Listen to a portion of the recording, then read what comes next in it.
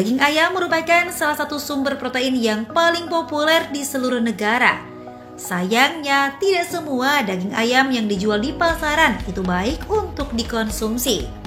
Sebab belum lama ini banyak ditemukan daging ayam gelonggongan yang dijual oleh sejumlah oknum pedagang curang demi meraup keuntungan. Peredaran daging ayam gelonggongan ini tentu saja menimbulkan kerugian bagi konsumen karena kualitas daging yang tak layak dikonsumsi, sehingga berdampak buruk bagi kesehatan dan keselamatan konsumen. Lalu, apa dampak buruk bagi tubuh bila kita mengkonsumsi daging ayam gelonggongan? Serta bagaimana cara membedakan daging ayam yang sehat dan tidak sehat atau gelonggongan? Daging ayam gelonggongan yang sedang marak terjadi biasanya akan ditambahkan cairan yang belum tentu higienitas atau sanitasinya terjaga dengan baik.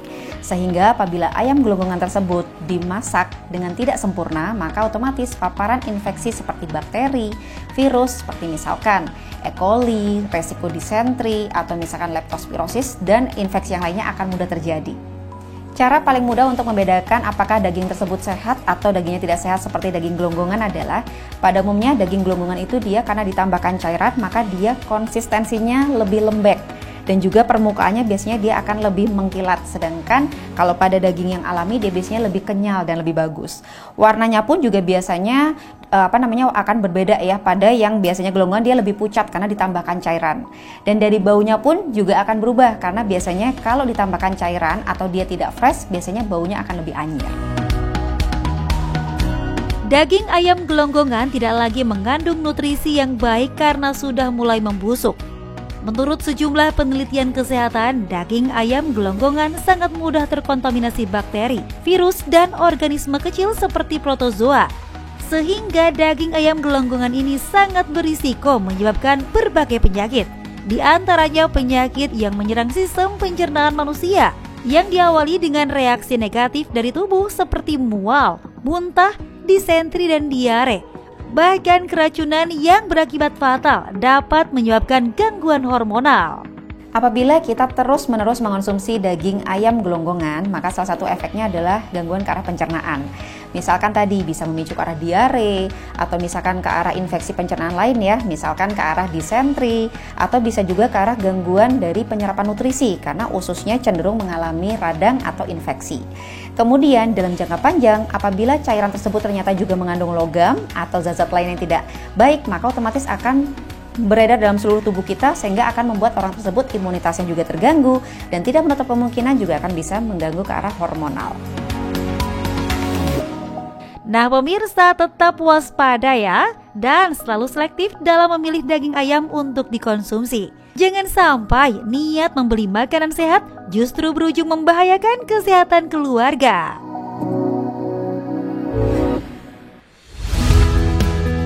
Pemirsa Hidup Sehat, bila Anda ingin membuat menu sehat dan ingin mempertahankan kualitas protein pada bahan makanan pilihan Anda, berikut ini adalah cara yang dianjurkan oleh pakar kesehatan untuk mengolah beberapa bahan makanan yang mengandung protein tinggi yang kami rangkum dari berbagai sumber. Urutan pertama ada dada ayam. Bahan makanan yang satu ini tercatat memiliki 26,7 gram protein dalam setiap 85 gramnya. Tidak hanya itu, dada ayam juga memiliki nutrisi lainnya seperti vitamin B, zinc, dan selenium. Anda bisa mengolah dada ayam dengan berbagai cara untuk mempertahankan kandungan proteinnya dan tetap nikmat. Misalnya seperti merebusnya, mengukus, dan memanggang dengan suhu sedang atau marinasi dada ayam dengan bumbu rempah alami. Di urutan kedua, ikan. Hampir semua ikan memiliki kandungan protein yang tinggi. Salah satunya adalah ikan salmon. Dalam setiap 124 gram salmon terdapat 35,5 gram protein. Mengukus merupakan cara memasak ikan yang paling sehat.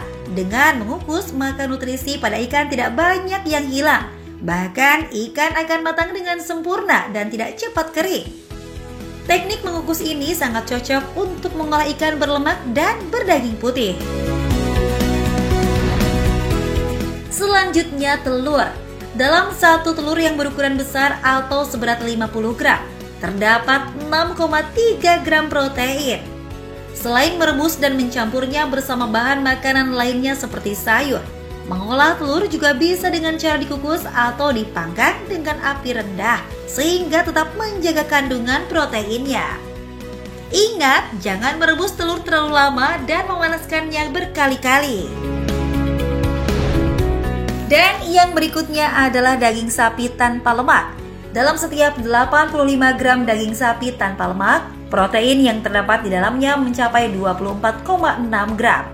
Memasak daging sapi sebaiknya tidak digoreng, melainkan dipanggang atau direbus dengan suhu minimal 71 derajat Celcius agar bakteri benar-benar mati. Anda juga bisa menumisnya menggunakan minyak goreng yang sehat bagi jantung, seperti minyak zaitun atau minyak biji bunga matahari. Selain protein hewani, salah satu protein nabati yang dapat memenuhi kebutuhan nutrisi tubuh adalah kacang tanah. Bahan makanan yang satu ini memiliki 7,31 gram protein dari setiap 1 ons atau 28,35 gramnya. Agar kelezatan dan nutrisi pada kacang tanah tidak hilang atau rusak, salah satu cara pengolahan kacang tanah paling sehat yaitu dengan cara dipanggang atau disangrai. Namun sayangnya banyak orang yang kerap mengolah kacang tanah dengan cara menggoreng. Padahal menggoreng kacang tanah hanya akan menghilangkan kandungan nutrisinya. Proses menggoreng kacang tanah menggunakan banyak minyak, hanya membuat kacang lebih mudah tengik bila disimpan terlalu lama. Pemirsa Hidup Sehat, bagaimana dengan rangkaian informasi tadi? Semoga bermanfaat ya. Saksikan terus tayangan Hidup Sehat setiap hari Senin sampai Jumat di jam yang sama hanya di TV One.